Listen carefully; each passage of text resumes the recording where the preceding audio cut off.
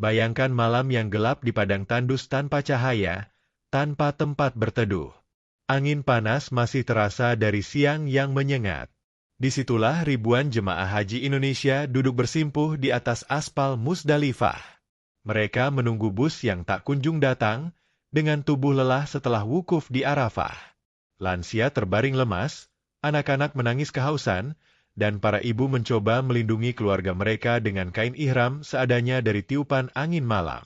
Tak ada yang tahu kapan mereka akan diangkut ke Mina.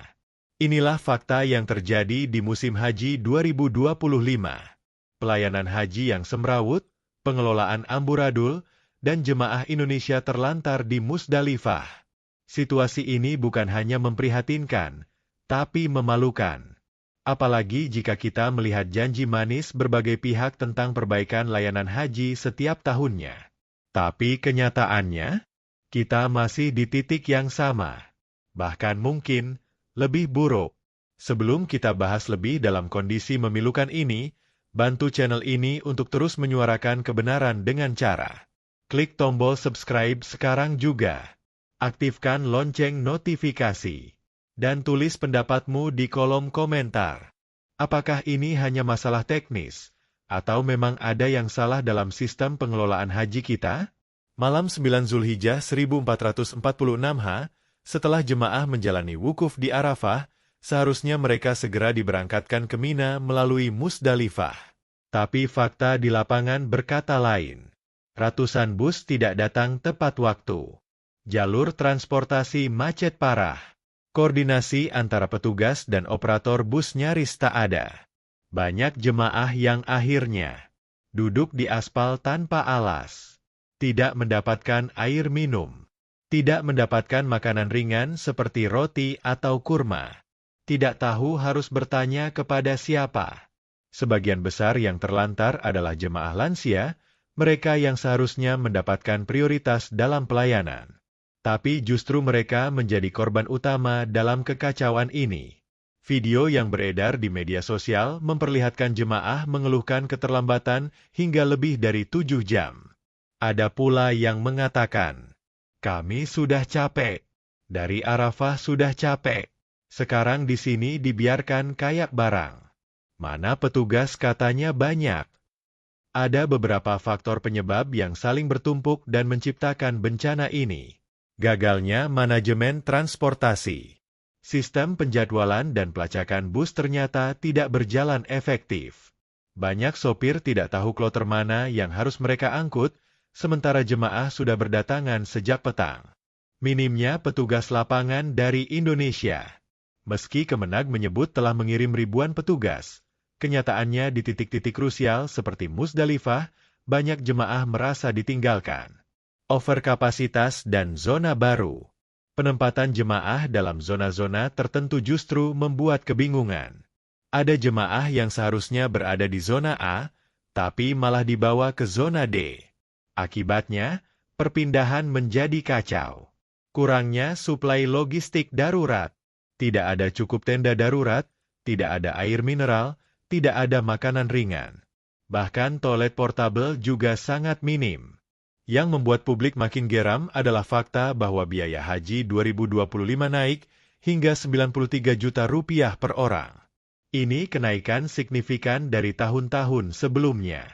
Namun, alih-alih pelayanan lebih baik, jemaah justru menerima penderitaan. Padahal, dengan biaya sebesar itu, wajar jika masyarakat berharap transportasi yang tertib, koordinasi petugas yang rapi, layanan darurat yang memadai, dan sop yang bisa diandalkan. Sayangnya, itu semua hanya angan.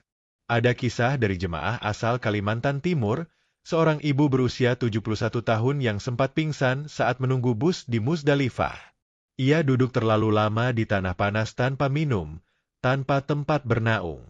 Baru sekitar pukul 3 pagi, ia dibawa ke tenda kesehatan oleh jemaah lain.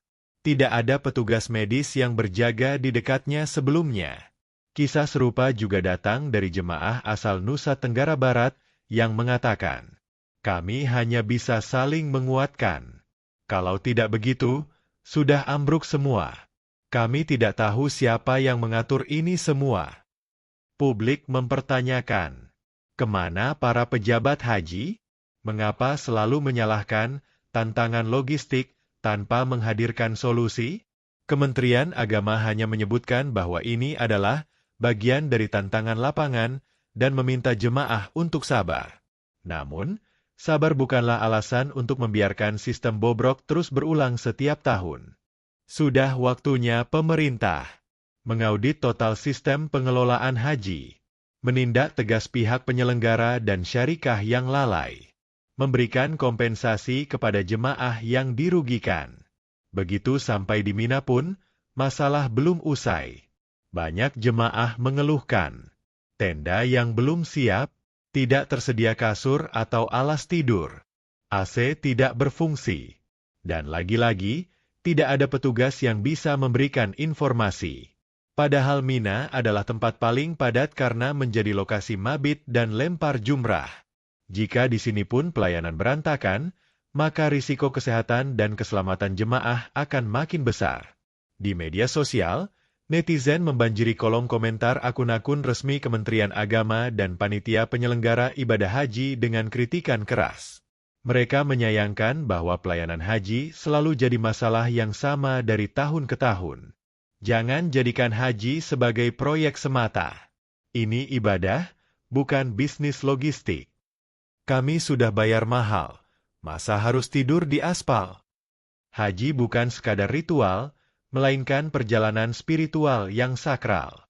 Setiap jemaah adalah tamu Allah, bukan sekadar angka dalam daftar keberangkatan.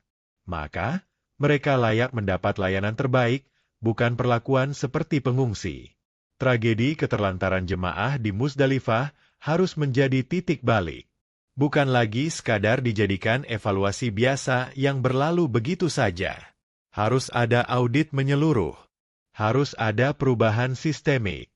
Dan harus ada kejujuran dari para pemangku kepentingan untuk mengakui kita gagal mengelola ibadah suci ini secara profesional.